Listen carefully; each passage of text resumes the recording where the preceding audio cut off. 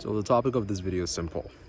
I would like to talk about a philosophy which changed my life and my brain. How are you? There's a stray cat who simply cannot live without me. Retardmaxxing. It sounds absurd, but for some reason, for me specifically, it works. So I found this, ants. I found a video on my on my YouTube page from a guy called, what's his name? I don't want to go check. His name is Elijah Long. And this guy was talking about retardmaxxing. Of course, it sounded absurd, so I decided to check it out. Now, the whole idea is to not take life too seriously, to live a life without rules, and a lot of other, in my opinion, weird, bizarre sounding concepts which for some reason works. For me specifically, it works because I've been deluded, and you're probably the same, to think my life has to have a certain order while not understanding how to make that order come about. So my life has always been about trying to be disciplined, trying to find routines, try to follow some very specific guidelines, and thinking that's what will make me happy. Because at the core of everything we're looking for in life is happiness. It doesn't matter what it is, okay? People will twist it and turn it in any way, but you want to be satisfied and happy. And the truth is, yes, you can find that happiness. From doing difficult stuff, right? And that's interesting. So I'll give you a little bit of background about myself. My name is Barry. That's what everybody calls me, Barry. I finished medical school a few months ago, not a few months ago, last month, right? I finished medical school last month, and it was hard, dude. Medical school was hard. I studied in Algeria. I'm from Ghana. I studied medicine in Algeria, and med school was tough. Okay, it was tougher than I ever thought it would possibly be. Now, I had the gifted child syndrome from kindergarten to primary school and high school. My life has been like this and then like this, right? And then in medical school, it was much more exaggerated because in medical school tests who you really are.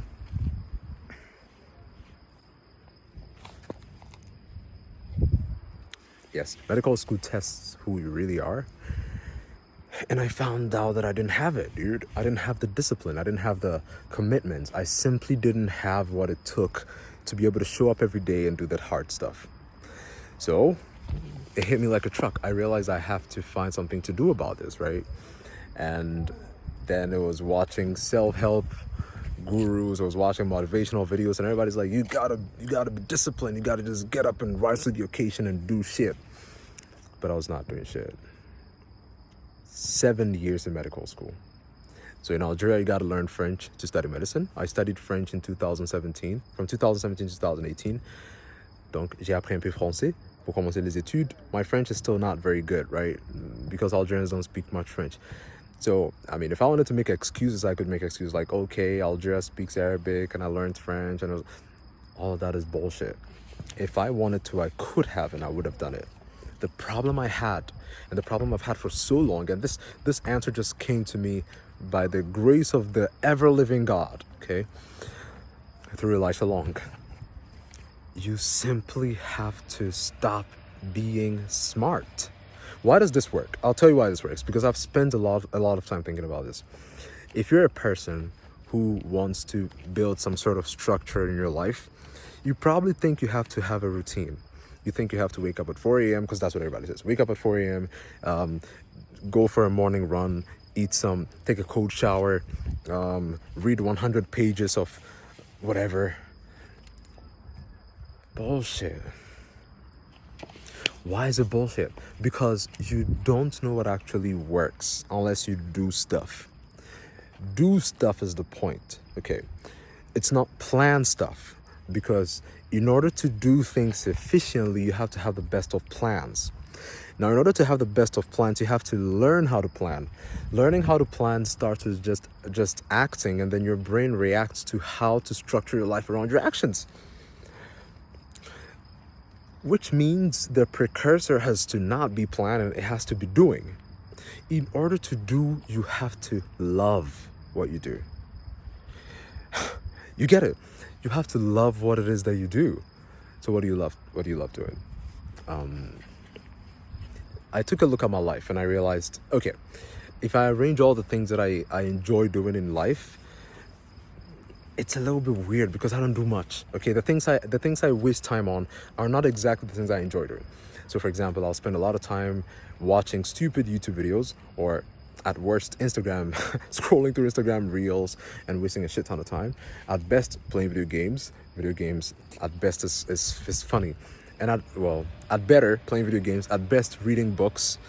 And, reading a book a year or some shit like that. My life was really not what I wanted it to be.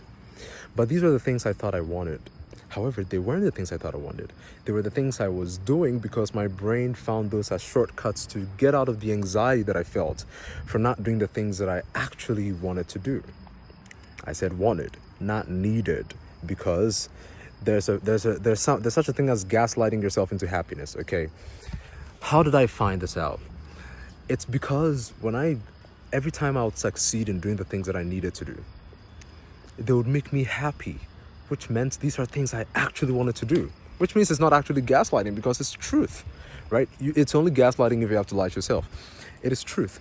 So the things I needed to do were actually the things I wanted to do. So why was I not doing them? It's because it's daunting.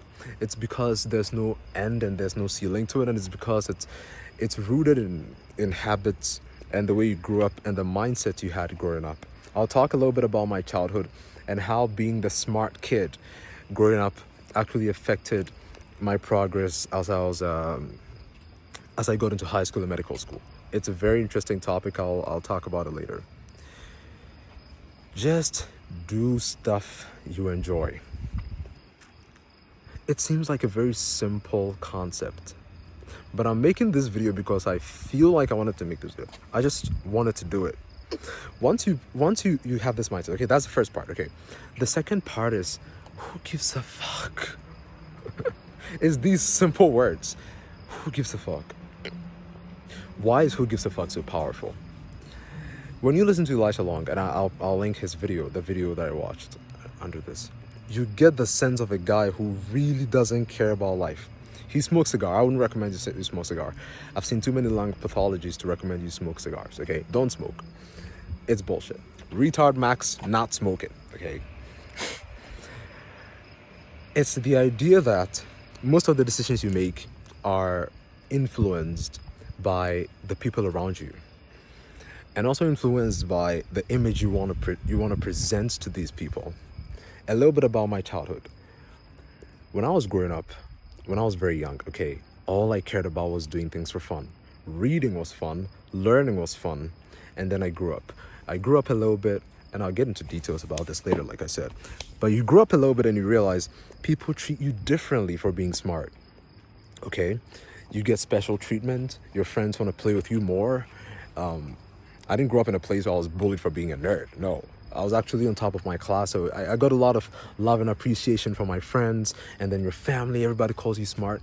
It switches from I enjoy this to this makes me feel special, right? You get a special feeling about this person you are, not about the actions you're undertaking. Your focus shifts from the things you have to do and the things you want to do to who you want to be. And then you spend your whole life chasing this feeling. That has been very difficult because you get in an environment and you realize, okay, there's people actually doing stuff and they are better than you. Now your sense of image is threatened because all you know is how to present yourself to the world. You don't understand that fundamentally you became this person, you became a smart person because you loved doing stuff. You did stuff and you did them well and efficiently because you loved them. This element gets missing. When you stop giving a fuck, when you tell yourself, who gives a fuck? An example is me going to the hospital and not knowing shit about what the resident is telling me about and saying, oh, okay, I don't know what you're talking about. Well, saying to myself, I don't know what he's talking about, but I'm not going to feel threatened or anxious because that's been my life. The moment I don't know something, I feel threatened, I feel anxious, and it's because I want people to think that I'm smart, right? When you stop caring and you actually be retarded, you're retarded. You don't have to know anything because you're retarded. You come home and you actually feel the curiosity to learn. The pressure goes away and you do this because you simply want to. It is remarkable. That's what I'm trying to say. It's remarkable. You simply get in there and you do it for no other reason than I want to. And it's been incredibly efficient. This is my first video. I'm going to get deeper into this. I'll share a bit about my life, but this mindset is the only thing that has worked me for the past, ever since I started being conscious about the fact that I was not feeling good about who I was. Now I feel good about who I am. I see a friend succeeding, I'm happy for them, right? You're happy for them because you know you have your own journey. Because at the end of the day, what you did in the past doesn't matter. It doesn't matter what time you've wasted. It doesn't matter which mistakes you've made. All you get is now, right now. And if you're going to spend now living in regret or feeling anxious about a future which is uncertain, this pole can literally hit my head and I can die right now. A future you're uncertain about, you're making a mistake. You're supposed to be happy in the now. And you only do that when you have a myopic vision of not caring about anything and following the fun. And ironically, when you decide to follow the fun, you do the things you actually need to do, right? You do the things you actually need to do. I found myself getting up and just picking up a book and studying because it's retarded, okay? The logical thing to do would be to sit down and plan and, you know, have a structure and then be burdened by the structure and then go procrastinate. That would be the smart guy thing to do. The retarded thing to do is just pick up a book and start studying. And tell myself, I'm doing this and it's stupid. I'm doing this because it's literally retarded, right? I'm doing it because it is retarded. Why do you just get up and study when you can do anything else? You can have fun, you can play video games. You're thinking about doing something fun and you decided that that's going to be books. In my case, that's what it was. It's just spontaneous decisions to change your life and not thinking much about it. Nothing else. Don't plan anything else. Just pick up and think about something that excites you to be productive in the moment and do it. And it's working. It's paradoxical, yet it works. Oppenheimer said that. So I'm starting to think there's a lot of people like me. Okay, because that guy's content is very unique. Okay, there's a lot of things he said which is actually retarded. Retardmaxxing works when you're not actually retarded. It is a powerful philosophy. It liberates you. And I can't wait to get deeper into this. This is going to be my first video. I hope it blows up because making YouTube money would be very, very nice. All right, bye-bye. Gotta go.